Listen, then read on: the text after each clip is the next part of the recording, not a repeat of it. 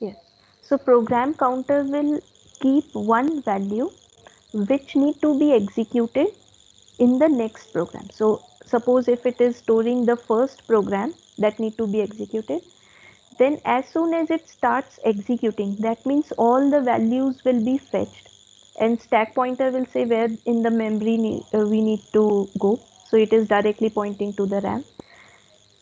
And then as soon as this program is getting loaded, the program counter will contain the next program value that need to be executed, and the increment or decrement pointer will just increment the value. That means it is incrementing and telling go to the next program, or it may decrement as there is a program written. So accordingly it will act. These are all the registers which are there. So if it is 16 bit, so it will have certain 16-bit registers. If the word size is so how many words depending upon those many number of bits could be stored by the register. Similarly, the address bus, or there are three types of bus: address, data, and control bus. We'll discuss that what are those. So these buses will hold the suppose if it is address bus, so it need to hold the let's say the address bus, the microprocessor is 8085, so it is 8-bit microprocessor, so the bus has to target 8-bit addresses. If it is 16-bit, then it has to be 16 pins should be there in order to fetch those many number of data, whether it is data or address or control. So control signal generally have like 0 or 1 in it works. What is it? We'll see here. The looking bus structure is consisting of address lines. That means it is just storing these addresses. So if the lines of in 8085 it is from address bus is from A0 to A15, that means 16 bits, whereas data it can consist of, as it is 8-bit processor, so D0 to D7. And likewise we can figure out that what is the number of memory that it will hold, that we were looking. If you see 8086, it is holding 20 address lines are there. So if you see 2 raised to the power 20, it means 1 kilo into 1 kilo, which becomes 1 mega. So 1 MB memory it has. Next, data line. So data line generally hold the data. Data could be two-sided. So it could these lines are generally bidirectional. Why bidirectional? So for example, if we see here, suppose if microprocessor is asking the memory that fetch me certain thing. So the address line will go, take the address, and then data needs to be fetched at the register. So that means from memory to register, the side of line will like the data will flow from memory to register. Suppose these register calculate certain value and they need to store at address at RAM. So again the address bus will fetch that at this particular place it should be stored. So first the address bus will take the address. Next at that particular address, the memory from register to memory there will be operation and it will be stored there. So likewise the data lines will be bidirectional, whereas these address lines will be unidirectional because we just need to fetch the address from memory. Therefore, you will always see that these memory lines will be bidirectional. Now, based on the word length, we can determine the performance of processor. Like for example, if it is we have got the data lines from 0 to 7, that means it can carry 8 bit. So 8-bit operations could be performed. It means 8-bit means at one clock cycle. That means in one clock cycle means in entire fetch and execution cycle, only for one operation, only 8 bits you can fetch. If you want more, then 8086, in 8086, 16 bits could be fetched in one cycle. If you have, a larger and good microprocessor, you can see that the word length could be as long as possible, and the operations will also be faster. So generally nothing but data lines are carrying data. Data from what? From memory to register or register to memory. Address lines are telling that what are the addresses which are there in the memory, and it will fetch, or it will fetch data, or it will just tell that okay, the data is stored here and we can go and get the link of data. And what are control lines? Control lines tell that what is the timing that need to be followed in order to do certain operations. Operation could be memory operation, or it could be IO operation. So there are generally two operations that we will be dealing with: memory operation and IO operation. And it try to make some interconnection between those. Why? Because suppose if you insert one more pen drive in your system, so you can see easily in your my computer settings that one more drive could be shown. You double click that and you fetch your details. But how the processor is processing, it treat that extra pen drive as IO operation. That means there is some peripheral device which is connected with the USB ports of your system. Whereas memory is the inbuilt memory from where the data could be directly fetched to the, if it is RAM, so it could be directly fetched to the register. So depending upon which kind of operations that we are doing, it need to deal these controlling operations. Like for example, why we need to deal all this and what is we are up to. Suppose this is the microprocessor, here is our RAM, and here is the IO device. Now there is one bus, there is one address line, and there is one control signal. How the CPU knows that from which memory I should fetch the instruction, either from memory or to IO? So it doesn't know.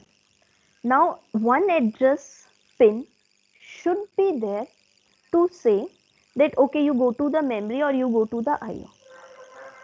So if it is same address pin, let's say it says that go to the memory. So there could be, memory can have same addresses, this can also have same address. So how to go about it, right? Because there is a common bus, common control signal, common address space is there between memory and IO. So there will be some ambiguity that need to be quickly figure out how to make the connections. Otherwise, every time the wrong data will be fetched. So how to go about it? See, this is, there are three ways that you can figure this out. CPU is there, memory is there. First way is you have different. So before that, I tell you, so this problem, there is read and write operation. That means same address pins could be there, and read and write operation for IO. Again, this if it is same address pins are there, and there could be different addresses which are there. So same address pin. Pin means it is that same pin that we have for the microcontroller. These are the pins. Suppose if it is 8086 clock, RD, WR, read, write, ALE. So when the timing bus says that I wish to read, it doesn't know where to read from. Suppose the CPU generates the address 1000. If it is unique address, it knows that okay, from memory I have to read. But what if both the addresses are common? Let's say 1000, 1000 here. Then we do not know. So this is the ambiguity. Now how to, in order to handle this ambiguity, three things could be done. One is input output processor, isolated IO, which is also known as IO mapped IO, and memory mapped IO. So what is input output processor? It says that the configuration used here is used to separate both memory and IO. And how to make this configuration work? Just make the pins separate for both input and output. Like for example, if you see this, okay, maybe I have not given a diagram.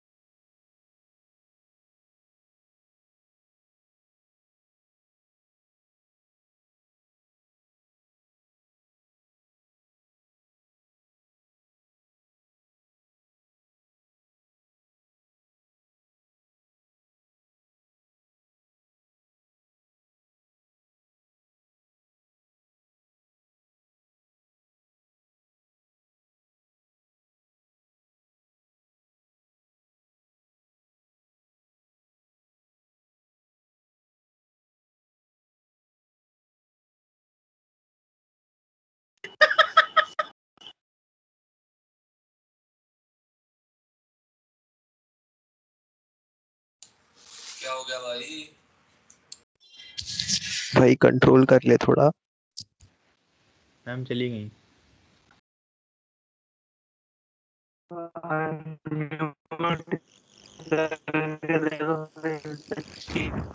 Yes, are you able to hear me now? Yes, ma'am. Yes, Yeah, ma'am. Yes, so ma'am. You're recording audible. is, yeah. I don't know how it got disconnected. Maybe. Yes, so we were here. Suppose if this is the entire architecture, and if we wish Ma'am, to. you're not sharing a screen. Ma'am, we cannot see the screen. Oh. Okay. Yes. So suppose this is the entire diagram and of 8085, and you see these are the buses, and this control bus is there. So we need to read or write the signal. So whenever we have to read the signal, one more bus will be connecting from CPU or from microprocessor to the memory, and one more bus will be connecting from microprocessor or from CPU to IO. It means two buses will be there.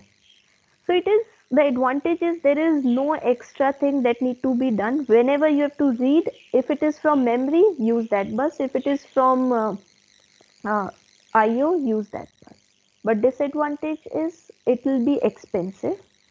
Why expensive? Because one more bus need to be configured. When we are adding external or any extra hardware, then the cost of system will increase. Why? Because for that particular bus, coding need to be done, and many other things need to be seen.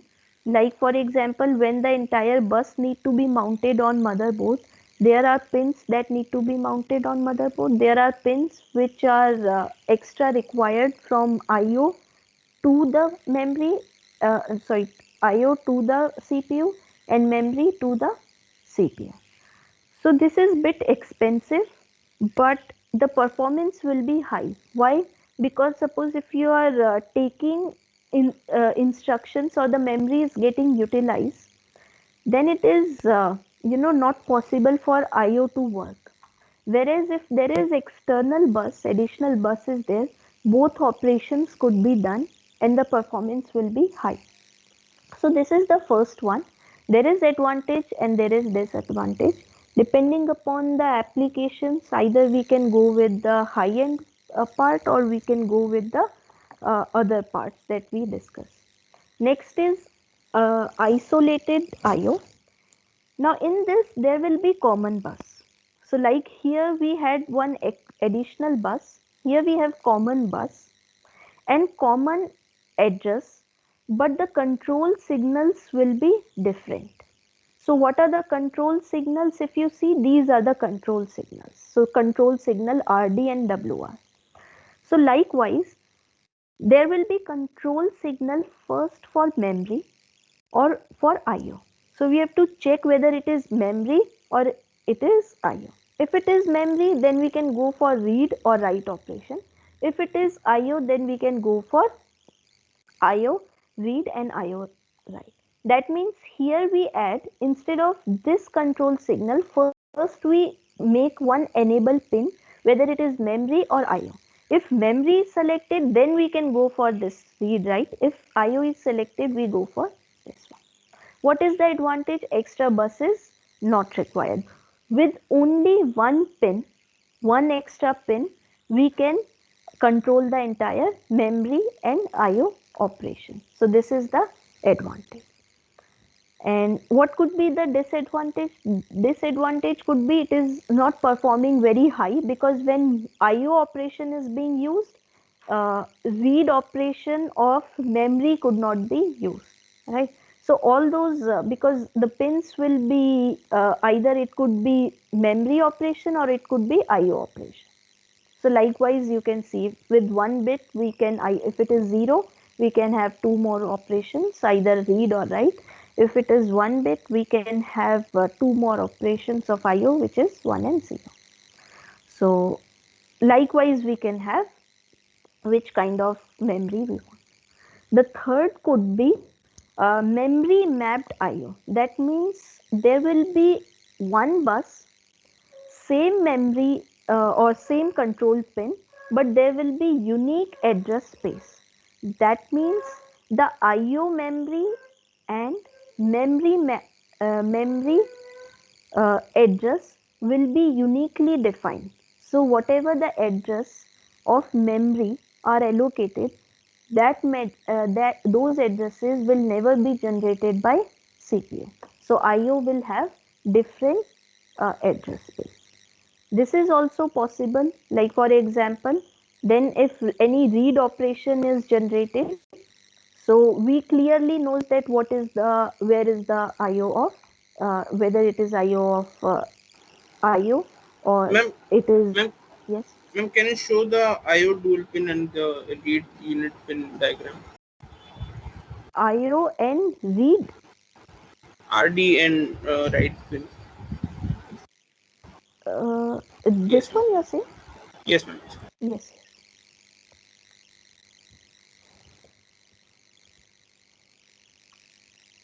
So like here it says to select, you can select either IO or you can select memory. If it is 0, it means it IO will be enabled. So if it is 0, sorry, if it is 0, then memory will be enabled. Why? Because it is high, so it has got dash here. So if it is high, the memory will be selected.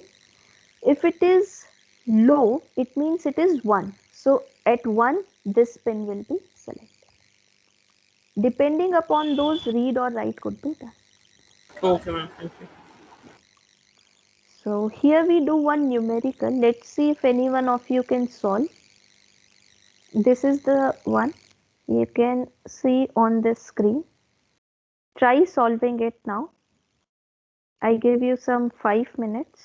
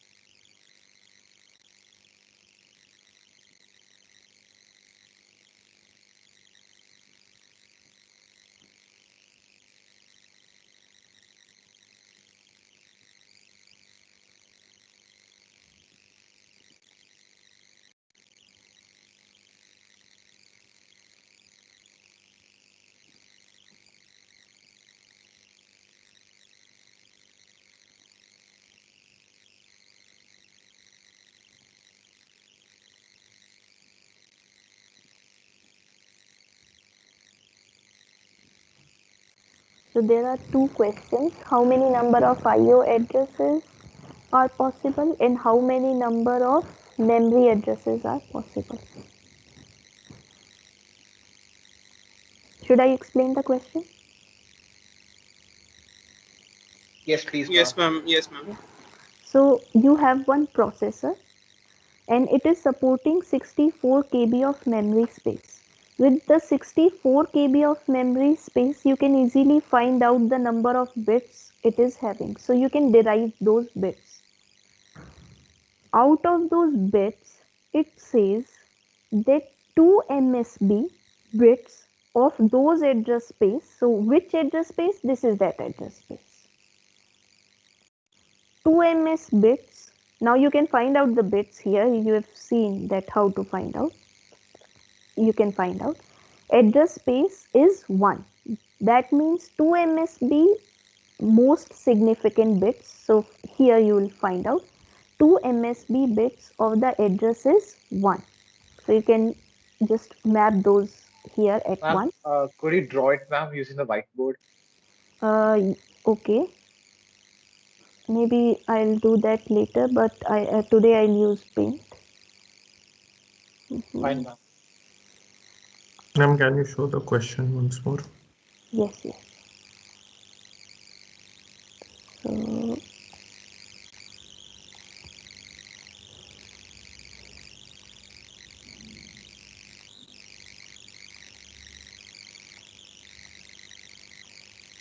with this we can find out that 2 MSB bits. That means you'll find out the address number of bits here. 2 MSB bits of address is 1. Map it 1. Then that will be assigned to IO ports. So this one will be assigned to IO ports. That means one of those will be IO ports. If it is IO, then what is left? Nothing but memory. How many are there? It depends upon the number of bits that you will find. So that means this will be IO. Other than IO, you will find the memory. So how many number of IO addresses and how many number of memory? So what it is trying to say? It is trying to say that if you can figure out number of bits, then from those bits you can easily find out memory address or IO address.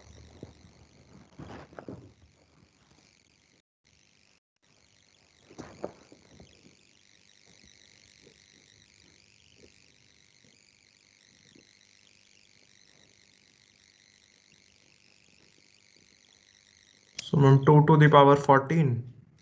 Yes, correct.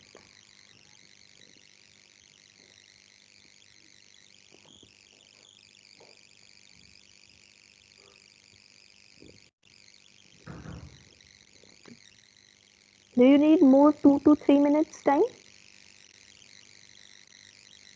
I'm just And solid, then ma'am. 3 into 2 to the power 14. Ma'am, for the memory addresses. So shall we see the solution now? Yes, ma'am. So you've got 4-bit address. Why? Because you can easily find out what is the address of your memory and IO. If it is 2 bits here, that means rest of the bits will be memory. So one will 3 of those will be from memory and 1 of those will be from IO. Now to figure out what is IO, you have always if okay, first we are finding memory, so you have to always multiply it with these 3, and as you have got 2 bits, so 2 raised to the power 2, 12. So you will have 12 address spaces. Now 64 KB memory, so you can easily find out how many cells will be there. 2 raised to the power 6 and 2 raised to the power 10. 10 plus 6 is your 16 cells. So it will be 16-bit address. Out of those 16 bits, these address, that means from A0 to A15, we have two most significant bits as either memory or IO. So for IO address, you will have one of those 2 raised to the power 40, and for memory address, you will be multiplying it with 3 2 raised to the power 40. So what are the total number of address spaces? You just add both of them. You will have those will be 2 raised to the power 16, which are these address spaces that we already have. How do we say that it is memory and it is IO? Because it was saying in IO we have most significant bit as 1 1. So if it is 1 1 means out of 4 you have got 1 IO, that means 3 memory. So that is how you find out. Any doubt? Ma'am, can you scroll up a bit, please? Yes, yes. So Yes, ma'am. now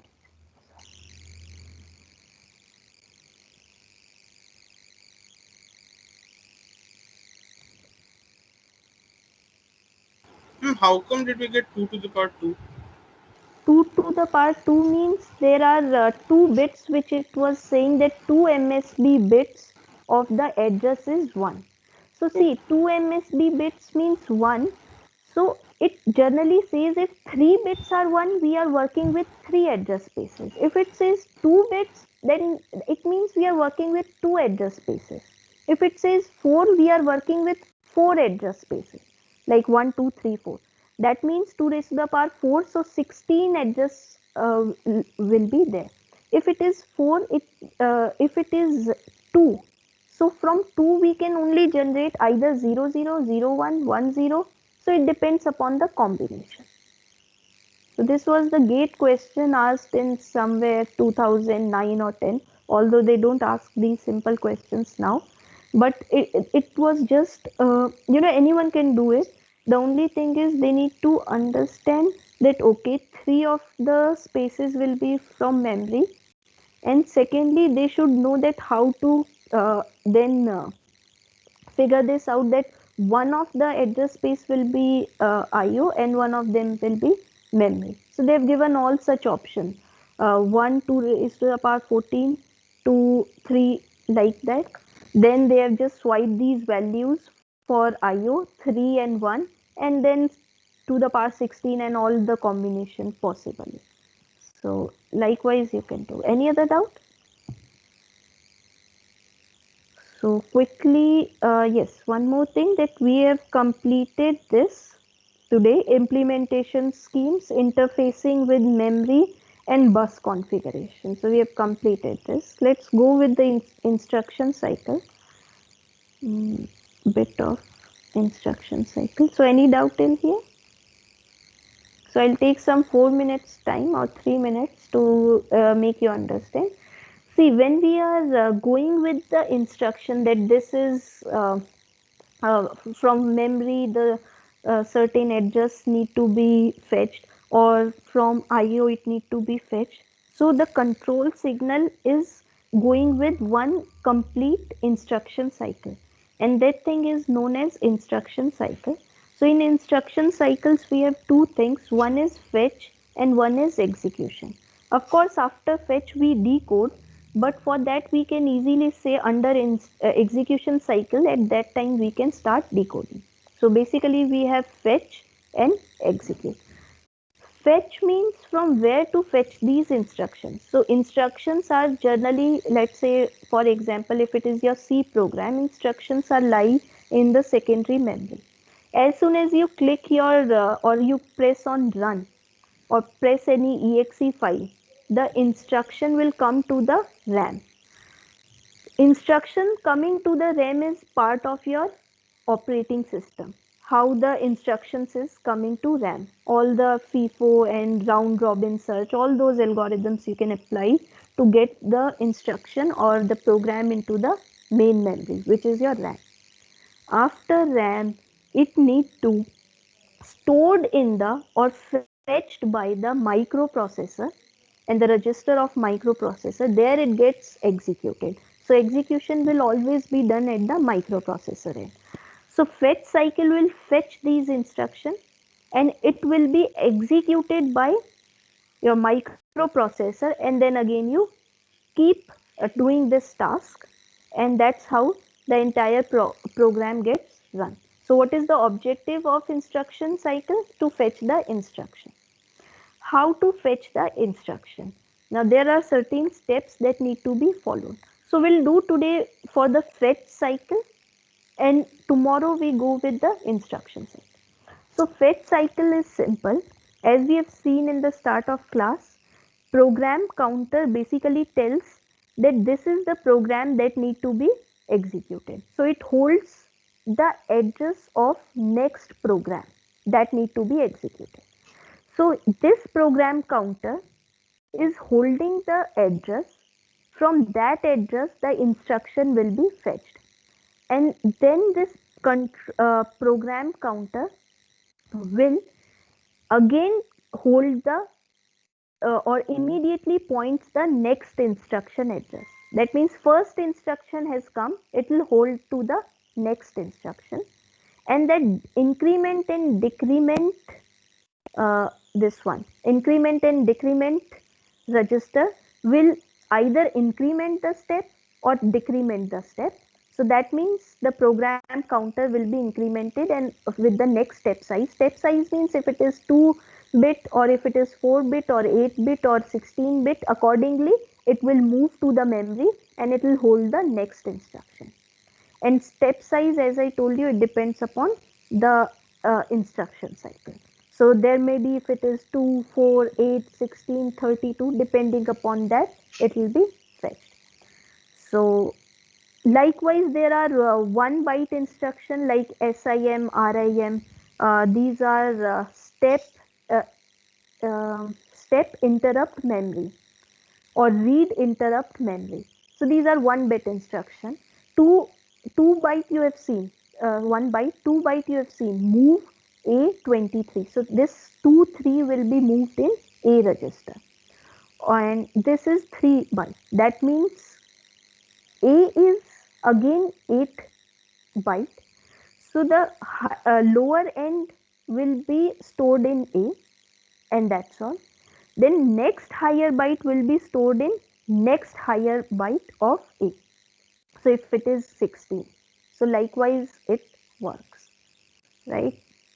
Yeah, so we stop here about the instruction cycle, about the fetch cycle. From tomorrow we start again from here, and I let you know this example. So I stop the class here. Thank you, students. Ma'am, will you be sharing the notes that you are showing? Yes. I'll be sharing the notes with you very soon. Give me just 2 more days and I'll share. Okay.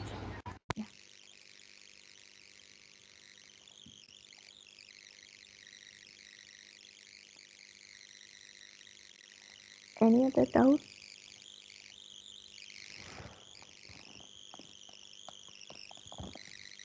Okay, I'll take one more time the attendance. Yes, download attendance. That's okay. Thank you, class.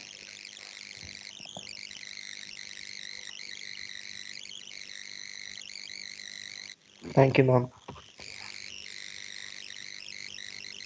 Thank you, ma'am. Thank you, ma'am. Okay.